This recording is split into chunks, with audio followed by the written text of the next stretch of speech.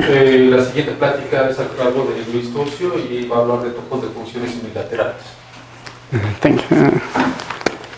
I'm not so sure in which language I have to give the talk. I will try in English and then Spanish too. So, I will talk about the topos of unilateral functions.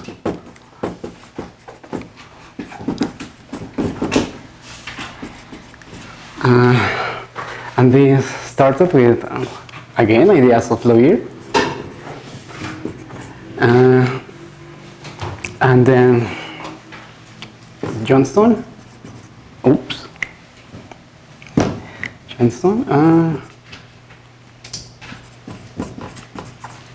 Many. Marmolejo.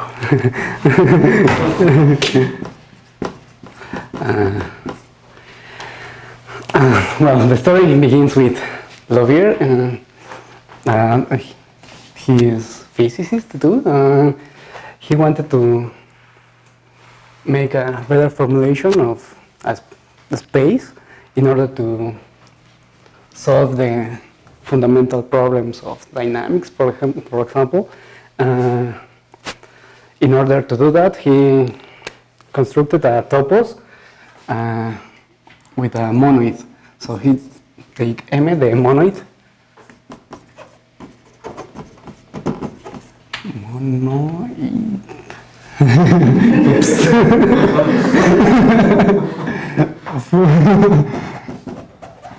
Of continuous functions.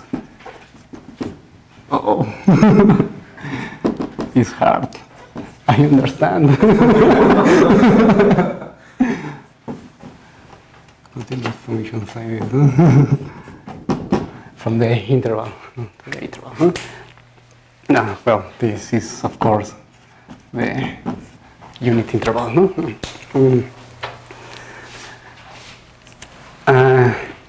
With this monoid, as Johnson said, he wanted to have two undefined notions: space and continuous path.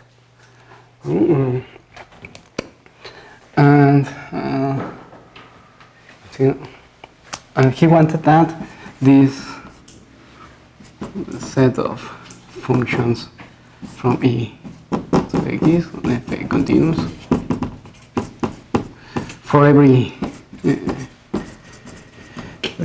space.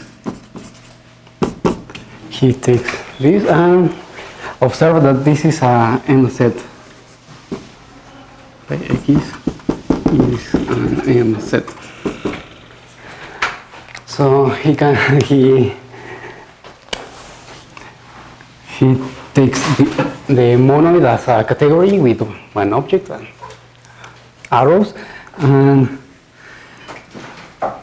he gives the largest Grothendieck topology for which these M sets are shifts. So M, J, where J is the largest Grothendieck topology.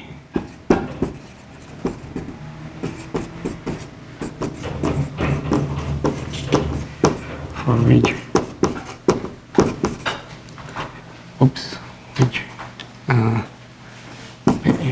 is a shift.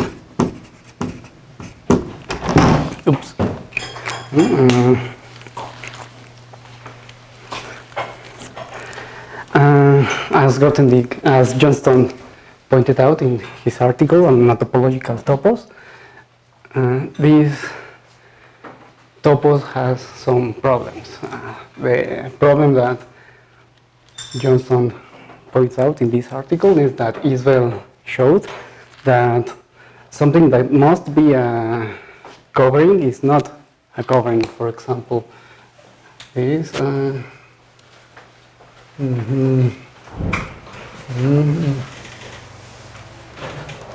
functions.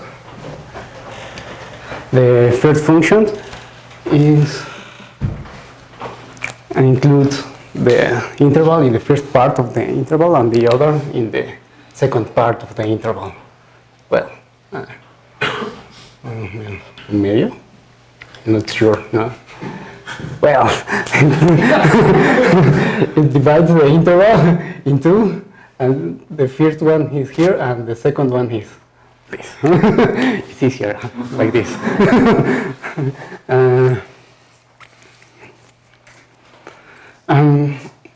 Isbell shows that this is not a cover for the unit interval, something that is a little bit weird.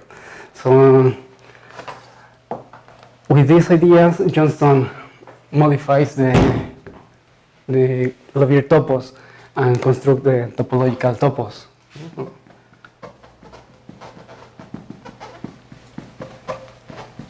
This topos has many interesting things. It's a topos with topological nature for one side. On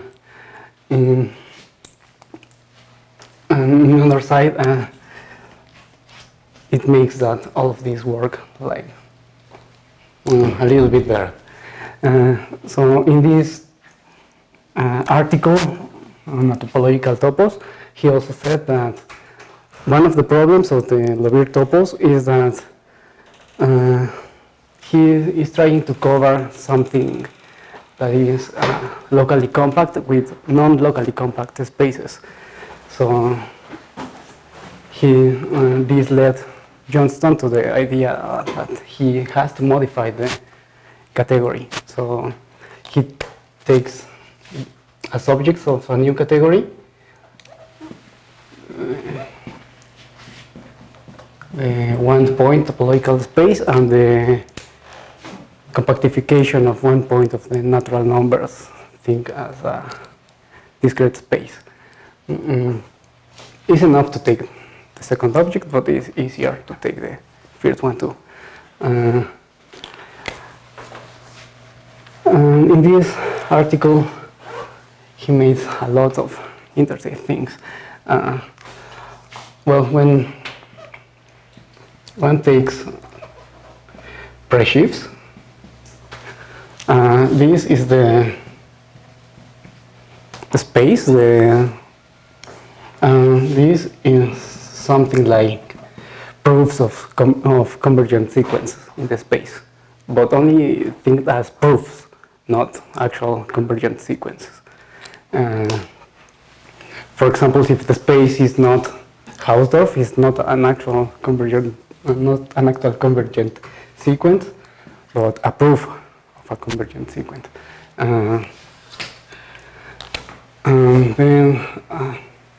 Well, in this article, Johnston made a lot of things.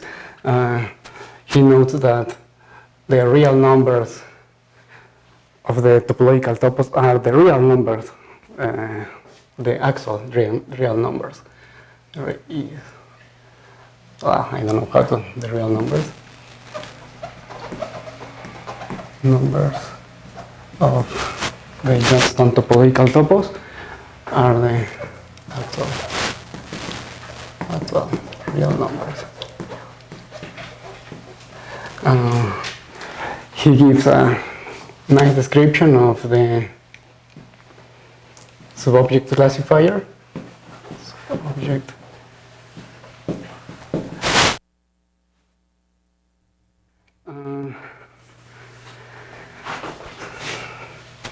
He notes that there is the interval is a B-pointed object or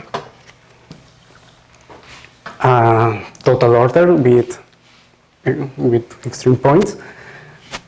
Total order with extreme point. And thanks to this, there is a how is it called? Se me olvidó. Una interpretación geométrica, a geometrical interpretation. Oops. There is a functor of a geometrical interpretation. Geometrical interpretation. of the simplicial complexes, or well, simplicial sets. But then there is something a little bit weird too. He proves that the cohomology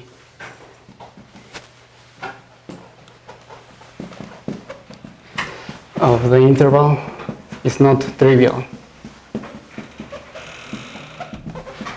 Something that is a kind of pathology of the topos.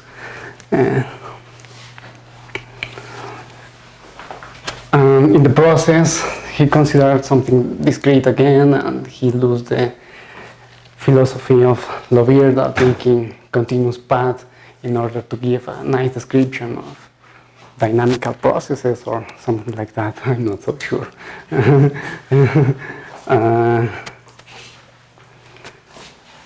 But then Many comes with a nice example of a topos of cohesion. So then comes the axiomatic cohesion.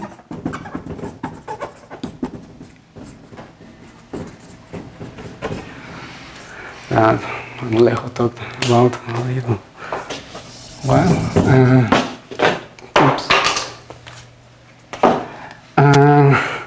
We are studying axiomatic cohesion, at least in the context of topos. We have found that there is difficult to find examples of topos of cohesion. It's harder than we thought. We have only mainly one example of a topos of cohesion, as it was given by many.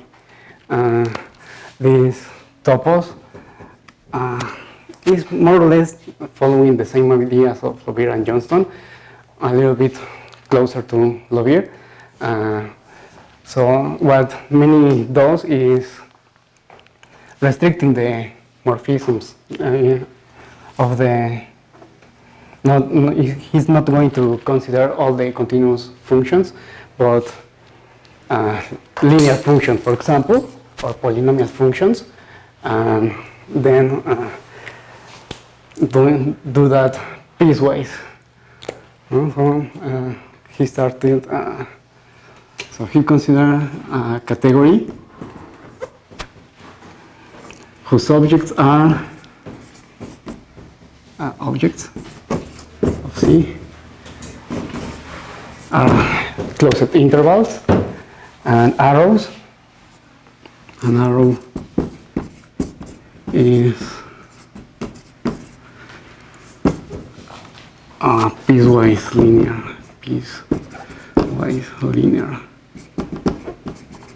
function. A piecewise linear function is something that is linear by pieces. No? So it's linear in this part, another linear function on this, so on. Of course, all linear functions are continuous. No? Okay. Is based continuously on this part, of course. So it's something like that. No? And then he gives this topology that I will call the many topology. Many topology. This topology is a family. Well, it is given by a basis, and the basis is the interval is the trivial family. And for the other ones is given by inclusions.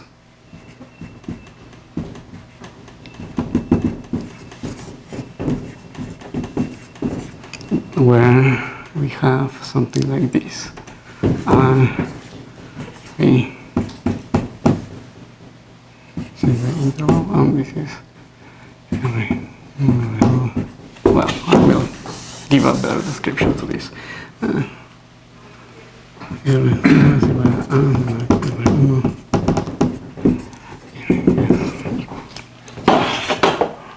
So the families are, the basis is a family like this, a finite family.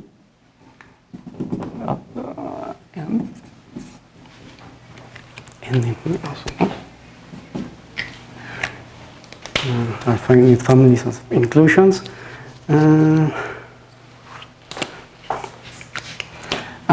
In the article of continuous cohesion over sets, he proves that this is a basis for a topology, and the interesting part is the axiom of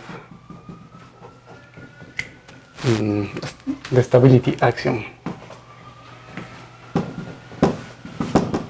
The axiom. The transitivity isomorphisms are almost clear. Oh, well, are easy to see. So this is the interesting part of the proof that this basis is an actual basis for algorithmic topology. Well, these families form a basis for algorithmic topology.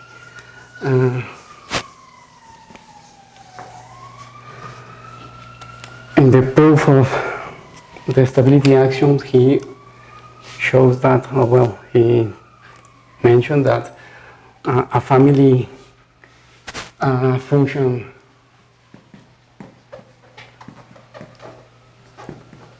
satisfies the stability axiom if for every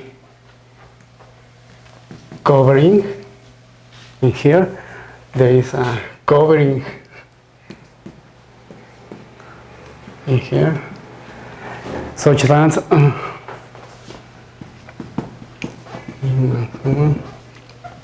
for every part of the interval in here there is a part of the interval AB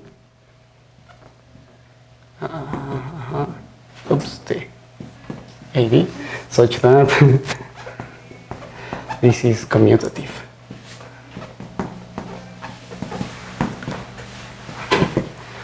A modification of this property shows that this is not only true for this kind of coverings, but if we have, for example, an open subset of a topological space and we have a covering of this open a covering of U, then we can find a function from A, B to U. Then we can find a partition of this interval such that for every part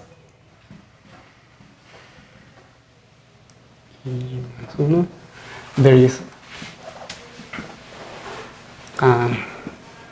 for every part of this open subset there is a part of this interval such that this commutes. And they follow the same idea.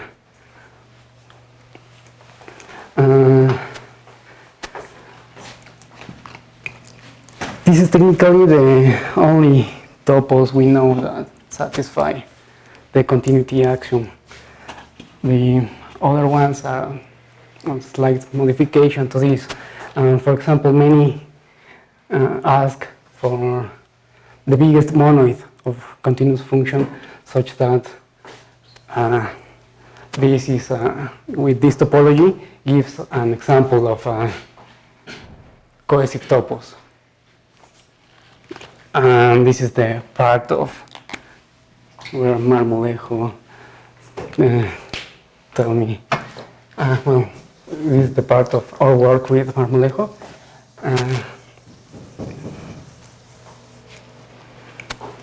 So the question is, which is the bigger monoid? The bigger monoid of continuous functions.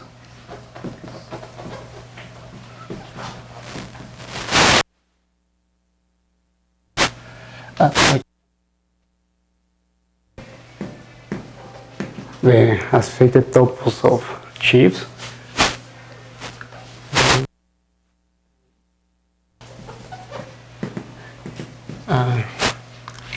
Cohesive topos.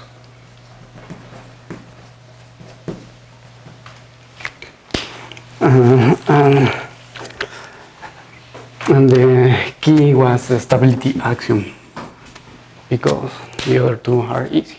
So we proved that a continuous function, well, I will give. So the functions that are going to satisfy the stability axiom are functions that are not too difficult to describe. For example, well, bad behavior in the sense that they move too quickly. You know, they around, well, near a point, there is always points that are going to be up and points that are going to be below the point. So we don't want that functions. With this in mind, we said that if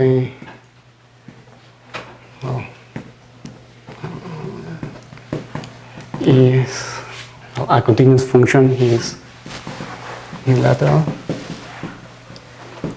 if for every t, well, I will write it like this, b, c, b, yeah, for every t,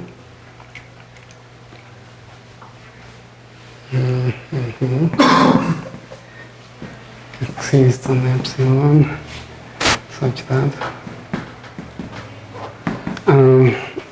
an unilateral function is a function that is not moving all the time. So in a given period of time, there is an interval such that for all x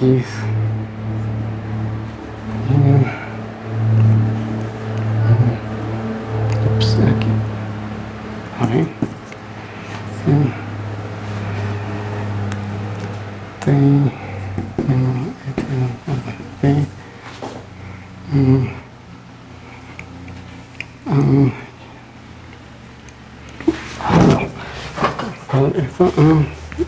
That f de t menos f de x doesn't change sign.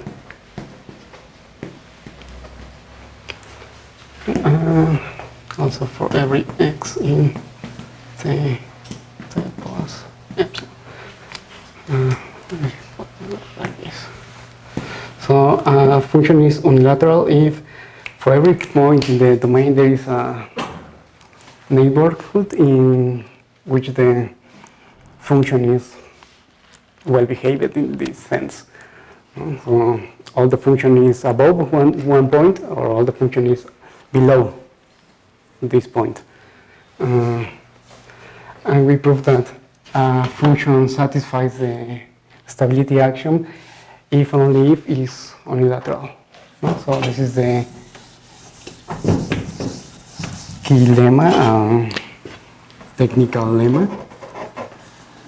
If we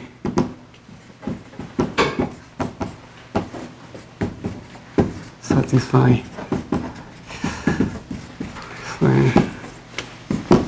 stability axiom, the axiom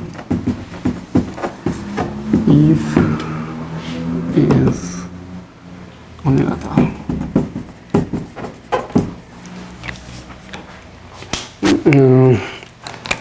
And well, we can form again a topos with this class of functions. It's easy to see that unilateral function can compose. Identities are unilateral. So this kind of function describes a category, and then we can form this lemma shows that we can take the main topology and form a Sheaves topos. So the unilateral topos is given by unilateral functions and the many topology. The many topology that I will denote M. Also, saying here is the category of unilateral functions.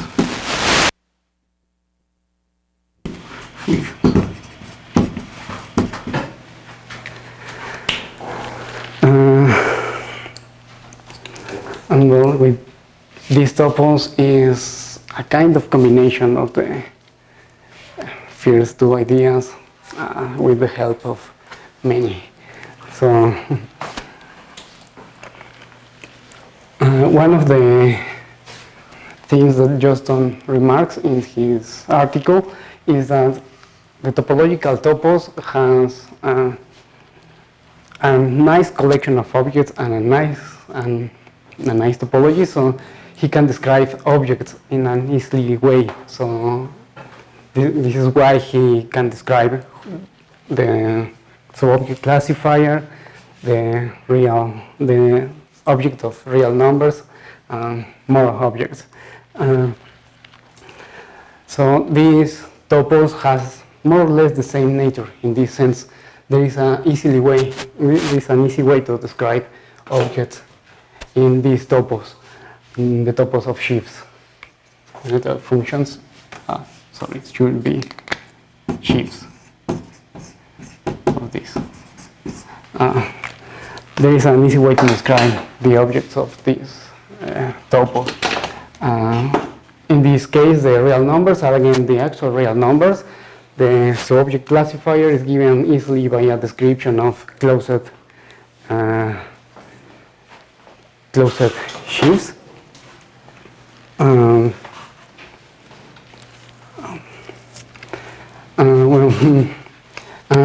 Another thing is that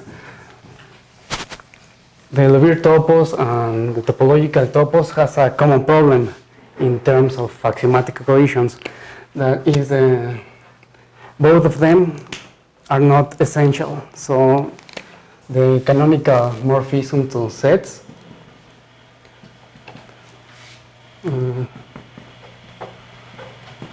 has these functors, but they both fail to have a pieces functor. This is not existing for the topological topos and the Levir topos. And the construction of many by cutting the monoid is good enough that this functor appears and satisfies all the axiom of cohesion. So this topos is again, well, is almost the same proof that this topos has also this pieces functor and also satisfies the continuity axiom. So it's a kind of repair of this problem.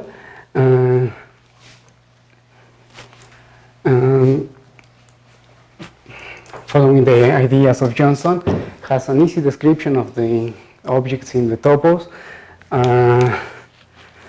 But there is something that we have not done yet, and is calculating the cohomology of the unit interval.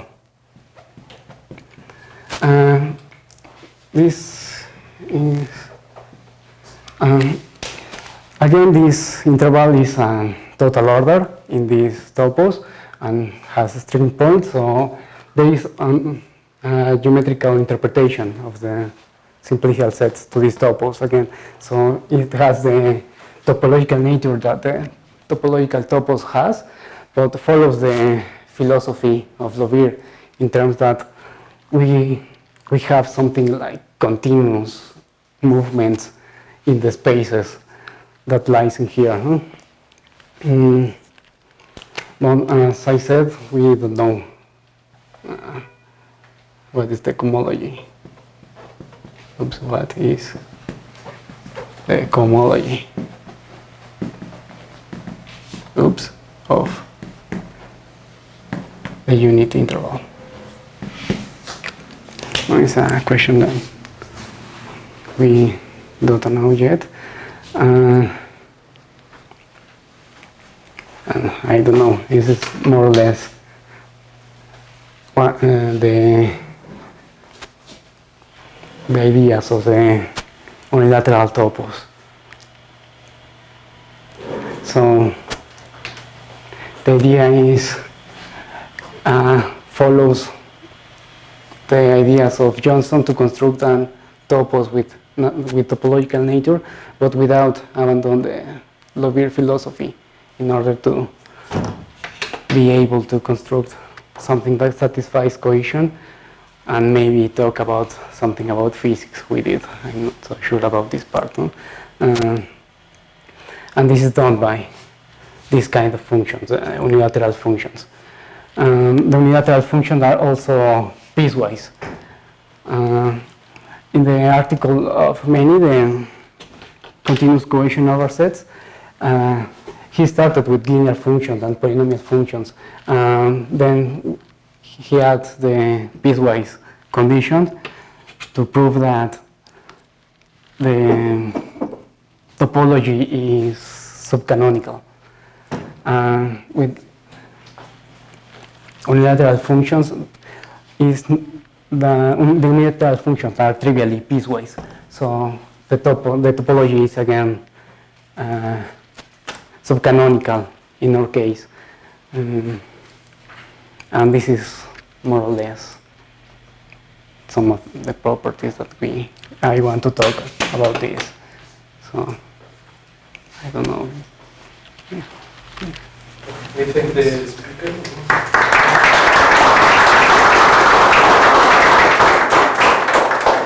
Are there any questions for the speaker? What did you say that the last thing about the topology that is the piecewise condition is in order to make the topology subcanonical. You can construct the topos with linear functions, and you can do almost all, but the topology is not subcanonical. If you want the topology to be subcanonical, you need to add the piecewise condition.